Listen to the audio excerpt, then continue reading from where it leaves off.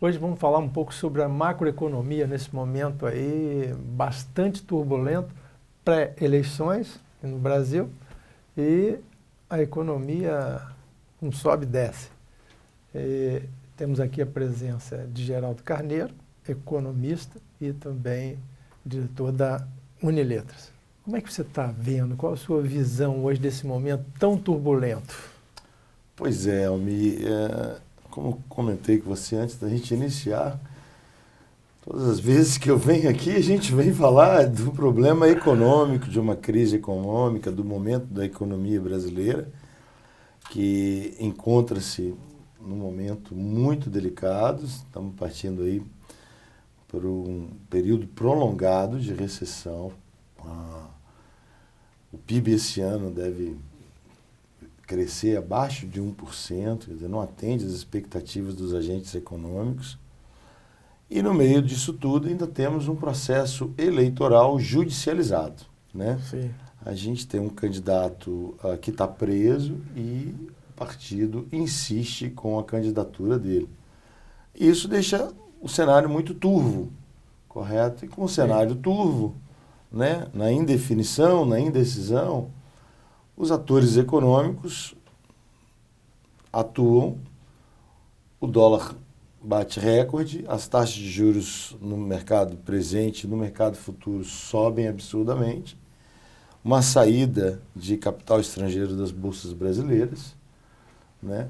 E só não estamos num momento pior porque temos um fundo soberano com uma reserva muito grande, acima de 300 bilhões de dólares, e isso dá um colchão, certo? Se não houvesse essa reserva, poderíamos estar numa situação bem similar à que a Argentina está passando hoje, porque as nossas contas públicas não fecham. Olhando para um futuro próximo, deveremos, se não houver reformas no próximo ano, mas reformas concretas, não paliativas, o dinheiro deve acabar aí na faixa de 2021, 2022. O Estado brasileiro pode se encontrar num momento similar ao que aconteceu no Rio Grande do Sul, no Rio de Janeiro e em Minas Gerais, onde os estados ficaram insolventes. Isso é uma situação, acho que é a mais grave que nós estamos passando aí nos últimos, diria 40 anos, né? Perfeito. Na década de 80, que foi chamada década perdida, em função da inflação, o nosso crescimento de PIB foi maior do que dos últimos 10 anos. Então, a gente, olhando 10 anos para trás, a gente teve uma economia muito pior do que a da década de 80. A questão maior é o dever de casa que não foi feito, né? Com relação ao governo, não reduziu despesas, não reduziu gastos. Eu acho que esse é o ponto. A gente, quando fala em reforma no Brasil, quando a gente fala em buscar soluções para esse déficit, a gente vê os gestores só falando em aumento de impostos. Em nenhum momento se fala no problema Estado, né? Ninguém olha o custo do Estado e fala assim, o que podemos fazer para diminuir esse custo, enquadrar esse custo dentro do meu orçamento. E é uma situação comum, as empresas, quando passam por grandes dificuldades, tomam essa atitude. O gestor busca saber aonde ele pode cortar custo, né? Eu vejo alguns candidatos falando em reforma tributária, mas sempre na ponta, aumente impostos. Certo. E a gente tem que olhar o cenário também do desemprego, né? Olhar o cenário do desemprego, que é muito grande hoje no país, e também dos nossos concorrentes, né? Quer dizer, se a gente quer gerar emprego, a gente teria que ter condições melhores para as empresas brasileiras em termos de impostos, legislação trabalhista, enfim, alguma segurança que possa permitir com que a gente faça competição com esses grandes players aí, né? A China, por exemplo. Perfeitamente. Se a gente olhar a economia do nosso país na década de 70, por exemplo, a gente vai ver uma economia muito mais pujante do que a economia chinesa. E a economia chinesa fez a grande virada na década de 70 e hoje caminha para ser uma economia hegemônica, né? É uma disputa hoje entre América e China para que no futuro a China não tome o primeiro lugar do PIB mundial. Na minha visão, o desemprego é brutal. Nós estamos trabalhando aí com quase 14 milhões de desempregados, fora aqueles que desistiram de buscar emprego e não entram nessa conta, mostrada pelo IBGE. Eu acho que é uma irresponsabilidade tamanha por parte dos gestores públicos do passado, né, que não tomaram as medidas adequadas para que não ocorresse o que está ocorrendo hoje. Eu acho que a gente poderia discutir nessa campanha eleitoral uma agenda um pouco diferente do que está sendo discutido. A agenda permanece nos últimos 30 anos, saúde, educação e segurança. Sim. Então, a gente está 30 anos no mesmo lugar, correto? Eu vejo também as perguntas que são feitas aos candidatos, né? Muito perguntas vazias, não tem nenhum tipo de técnica, né? Uma pergunta, por exemplo, quais são as medidas que o senhor vai tomar para adequar o orçamento do Estado, né, ao custo? Isso coisa parece, simples. Isso né? Parece que não está sendo, abordado, percebido, né? Essa gravidade, né? Perfeitamente. Fica numa questão muito mais relacionada a gênero, relacionado a preconceitos, e esquece que nós temos 14 milhões de pessoas desempregadas que precisam de uma solução, que precisam do país se desenvolver, né? Então, eu vejo um debate muito fraco nesse momento da nossa campanha eleitoral. Estive visitando alguns países da África, do Oriente Médio.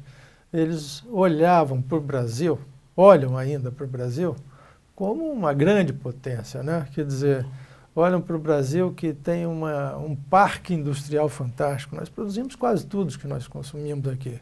Nós temos uma riqueza mineral também fantástica. Você veja bem, a gente tem um setor que se desenvolveu exponencialmente, que é o setor do agrobusiness, do agronegócio. Esse setor, ele hoje detém tecnologia, produtividade, né?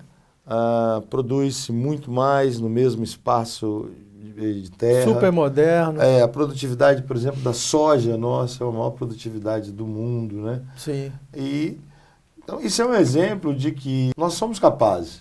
Sim. Certo? Sim. Né? Se o Estado ajudar um pouco ou deixar de atrapalhar, a gente vê que os setores se desenvolvem. Certo? Recentemente, nós tivemos um movimento da greve dos caminhoneiros, onde o Estado novamente interfere na relação entre capital e trabalho. Então, cria-se a tabela do frete. Ora, veja, o grande contratante de frete vai comprar o caminhão e vai fazer o transporte. Então, o mercado mesmo se ajusta. Sim. Correto? Sim. E deixa uma medida como essa obsoleta.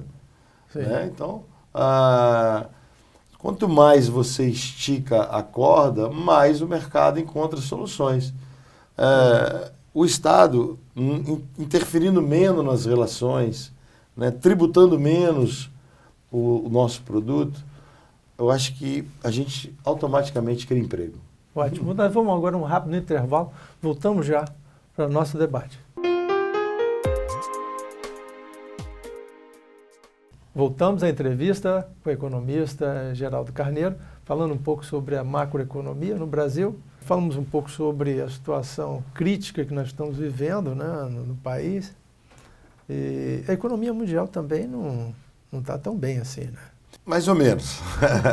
A gente tem os Estados Unidos com um crescimento pujante, né? Sim. A Europa retornando à fase de crescimento, né? E uma tendência, né, do eleitorado, uma tendência política para eleger candidatos que não têm um vínculo ou que não têm uma cara de político tradicional, né? A gente viu isso acontecer na França e nos Estados Unidos, e o momento que o Brasil está passando é um momento similar, né? Sim, até Eu pelas vejo, pesquisas. e é cíclico, né? A gente tem momentos que a sociedade vota mais à esquerda e outros que a sociedade vota mais à direita, né? Na América Latina, a gente está vendo dois países com grandes problemas sociais, que é a Venezuela e a Nicarágua, Sim. né? E um país com grande problema econômico, que é a Argentina, que está se alinhando com o FMI e deverá receber um empréstimo em torno de 50 bilhões de dólares para dar uma folga. Sim. Agora, lá na Argentina também, o presidente aumenta impostos, né? Criou um imposto sobre produtos exportados, né? Foi a última alternativa que ele teve, né? Ele falou que é um imposto provisório, né? Tomara que seja provisório. Aqui no Brasil a gente tem uma experiência ruim com esses impostos provisórios, né? E viram permanentes, né? Mas assim, volto a dizer, volta ao ponto. Por que não discutir o tamanho do Estado? Sim. Por que não buscar soluções no custo operacional do Estado, né? Seria interessante ver um gestor público preocupado com esse tipo de conta, né? E essa relação trabalhista que existe no Estado é uma relação muito antiga, né? Não há uma modernização, não há um avanço, né?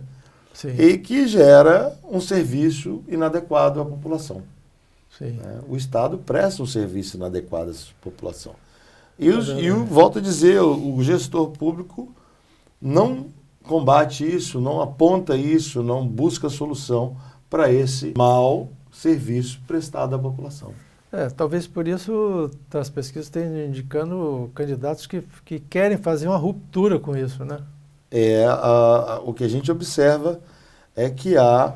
Bom, esse sistema engessado, grande, mastodôntico. Eu vejo da seguinte forma, falar que uma eleição no Brasil não tem um conteúdo emocional é similar a que a seleção brasileira disputar a Copa do Mundo e todo mundo ficar avesso a essa situação, né? O brasileiro, ele tem um componente emocional, correto? Sim. Agora, o que a gente observa é que existe uma busca por quebrar esse modelo que está aí, certo? Sim. Que não deu certo. Nos Estados Unidos mesmo a gente vê também essa polarização. Aliás, é tão grande quanto quase. Eu acho que democratas e republicanos, né? É uma pancadaria enorme. E no caso da eleição do Trump, foi uma quebra aí de alguns paradigmas aí que haviam, né, dentro da política americana. Uns colocam ele como louco, outros colocam como um salvador da pátria dos Estados Unidos, né, porque também estava perdendo mercado. Uns falam quer dizer, os que defendem dizem que ele melhorou os Estados Unidos para o americano, né? Quer dizer, deixou de fazer um pouco aquele papel de conciliador de política externa ou de fomentador de guerra, né? Para cuidar um pouco do sistema econômico americano, né? Que parece que mostrou resultados. Mas essa é uma discussão muito grande que todo mundo tem, né? Que na Europa a questão da entrada e saída da União Europeia, né? Da Inglaterra. A Alemanha ainda continua sendo o motor, a locomotiva. Alguns outros países periféricos orbitando e resistindo. E parece que a Grécia melhorou, né? Dentro do possível. A Grécia foi lá no fundo do poço, né? E a gente tem ali sempre uma ameaça que é a Itália, né? Sim. E a Itália tem uma dívida pública impagável, não sei como é que vai ser resolvido isso. eu conversando com um amigo, chegamos à conclusão que a Itália é grande demais para quebrar, né? Too big to fail. Então, o cenário econômico, ele nunca é totalmente favorável, né? Sim. A Europa tem os problemas dela, né? Os Estados Unidos, com essa guerra comercial, querendo manter a hegemonia do comércio internacional, Sim. certo? E a gente tem a China como a grande fábrica do mundo, né? A China com a produtividade dela e com os preços que ela pratica no mercado, ela consegue estar se tornando uma importante potência econômica internacional e hoje me parece que tem hegemonia militar no Pacífico. O cenário não está para previsões muito precisas, né? Perfeito. Né? Como o caso da relação com a Coreia do Norte, parece que agora ficou tudo bem, né? Parece, mas uma grande incógnita para a Coreia do Norte, uma grande incógnita. E com relação a essa coisa das reformas aqui no Brasil, voltando para o nosso país... A principal é a reforma da Previdência, correto? Eu não sou um especialista em Previdência, mas conheço matemática. Né? A conta não vai fechar em breve. Em breve a conta não fecha, né? Eu até gostaria de fazer uma sugestão, né? Eu sempre falo, olha, no Brasil tem hoje uma modalidade de jogo que você aposta em tudo, em qualquer coisa pela internet, que são os sites.bet. Poxa, legaliza esses sites, cria imposto sobre eles e passa parte desse imposto para resolver o problema da Previdência. É uma ideia. É uma ideia. Sim. Né? O volume é tão grande assim? Na ponta da... porque você imagina quanto que esses sites.bet movimentam. Porque você, nesse site, você aposta acesso e vai ter quantas lateral vai ter no jogo, quantos corner vão ter no jogo, quem vai ser expulso, se vai ter expulsão no primeiro tempo. Então, não é você não aposta só no resultado do jogo. Sim. Né? Então, é uma ideia, né? Acho que nós temos que enfrentar o problema sem nenhum tipo de romantismo, certo? Temos que ser pragmáticos. Vejo grande dificuldade na não renovação do Congresso, pelo modelo político que está aí, né? Onde os partidos concentraram todas as verbas e os partidos são dominados pelos caciques políticos.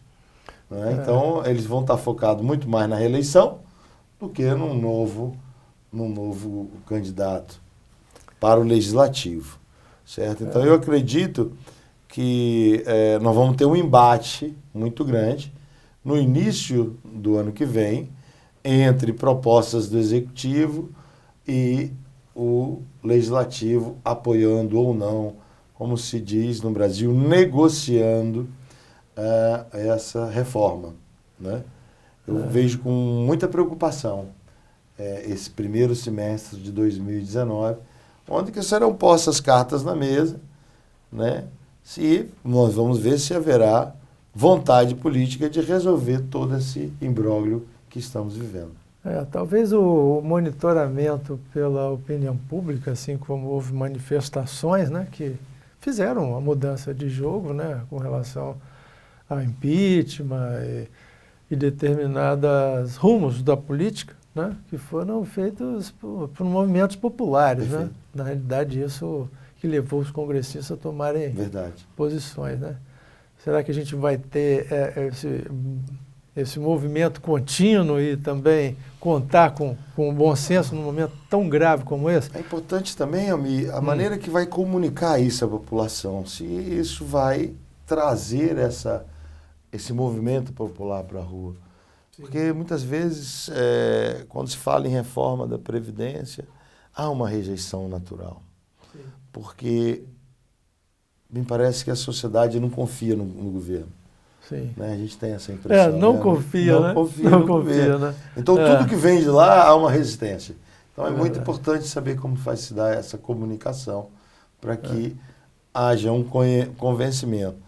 E é importante ressaltar também que, poxa, reforma da Previdência me parece ser uma constante nos países onde a previdência é pública, certo? Sim, até porque aumentou a Pirâmide média está de vida, invertendo, de né? vida do Pirâmide brasileiro, está e, né? É. E nós estamos ficando mais velhos, né? É. Tem pouca gente pagando para muita essa gente é a receber, conta, né? Essa é a conta. É uma matemática, né? Apenas um rápido intervalo, voltamos para o último bloco da nossa entrevista. Fique conosco. Voltamos ao último bloco da nossa entrevista com o economista Geraldo Carneiro, falando um pouco sobre a macroeconomia, o cenário econômico e político, e falar um pouquinho, Geraldo, se permite, sobre câmbios, sobre mercado financeiro, com essa turbulência toda. Pois é, câmbio todos aqueles que tentam acertar erram, né? Mas eu diria que um dólar a 3,20 em maio do ano desse ano, para setembro agora, ele a 4,17, eu não arriscaria comprar dólar para especular, não. Eu compraria dólar por necessidade Sim. de turismo ou de trabalho, certo? Sim, uma coisa Acho de uso imediato.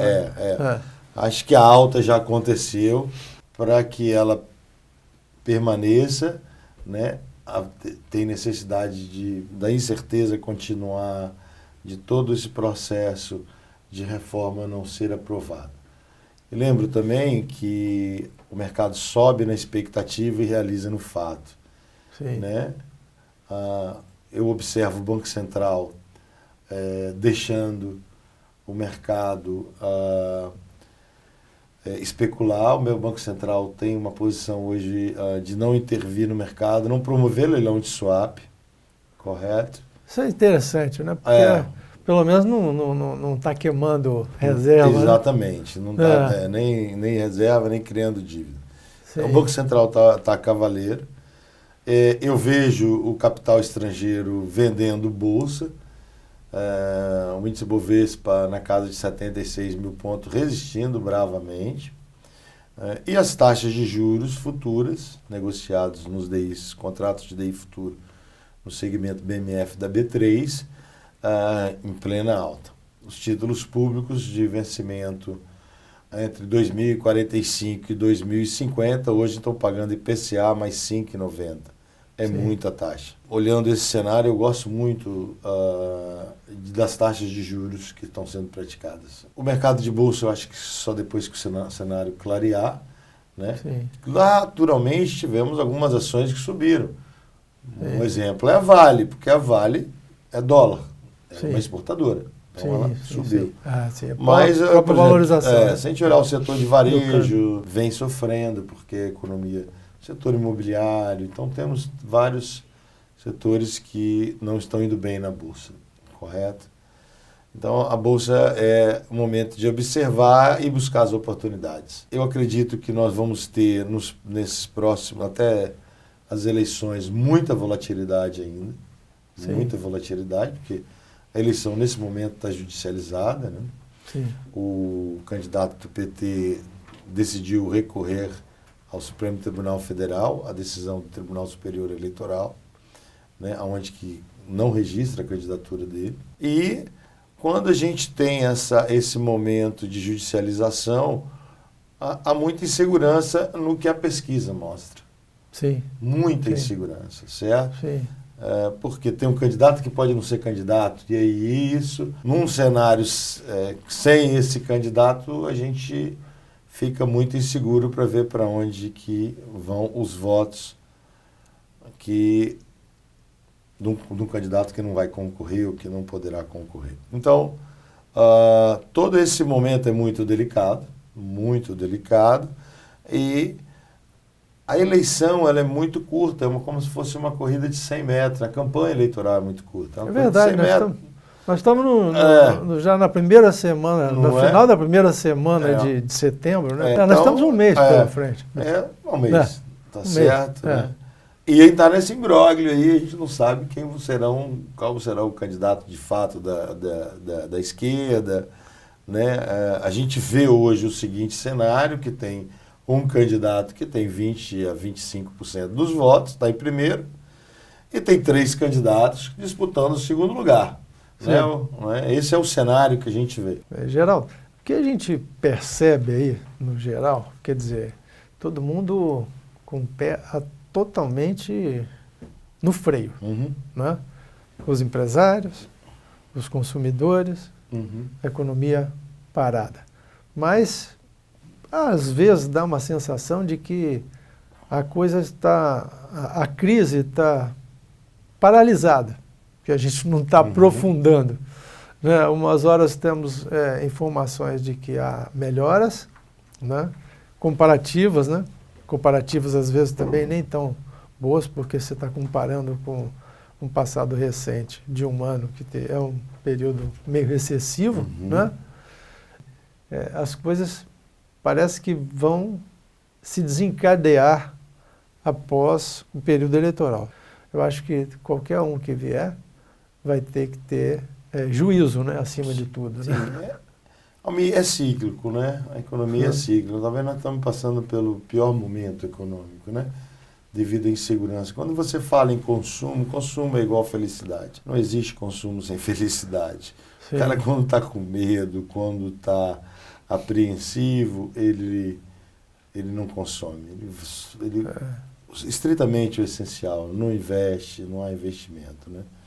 Então, respeitando os ciclos econômicos, olhando para frente, nós vamos ter uma curva naturalmente de melhora. Não sei qual vai ser a velocidade dessa melhora, vai depender muito de como o Estado vai se posicionar, né, na economia, como nós vamos viver um Estado economicamente responsável ou vamos ter um Estado irresponsável.